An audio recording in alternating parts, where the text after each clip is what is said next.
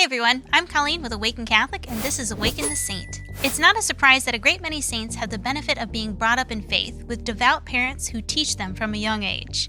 But not everyone is that lucky. Some grow up without guiding principles, or in the case of today's saint, Hermenegild, are instructed incorrectly. Saint Hermenegild was born in the 6th century, one of two sons of Leovigild, the Visigothic king of Spain. Their father instructed them in the teachings of Arius, so they were brought up believing in a heresy. Hermenegild was given dominion over the part of the land his father had claimed, namely the throne of Seville. He was also married to Ingund, the daughter of the king of Austrasia, who was a devout Catholic. Inspired by her example of piety and influenced by the words of Saint Leander, Bishop of Seville, he eventually converted and was rebaptized into Catholicism. When his father heard of his conversion, he was furious. He immediately revoked Hermenegild's title and threatened to take away everything he had, including his life, unless he cast away his newfound beliefs and returned to Arianism. Unswayed by threats, Hermenegild revolted against his own father, requesting aid from the new groups in Spain that might be sympathetic.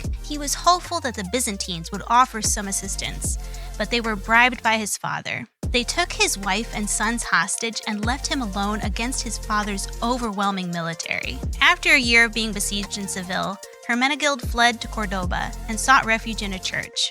His younger brother went to him bearing a message from their father. If he gave up and asked for pardon, he would not be punished. Hermenegild accepted the offer, and for a time it seemed like his father's fury had softened and he would not be asked to return to Arianism. Unfortunately, the king's second wife poisoned Hermenegild's already strained relationships, creating a whole new rift in the family. Hermenegild was accused of heresy and put in chains in the Tower of Seville. Over the course of his time in the tower, the king made many attempts to get his son to recant and reject Catholicism.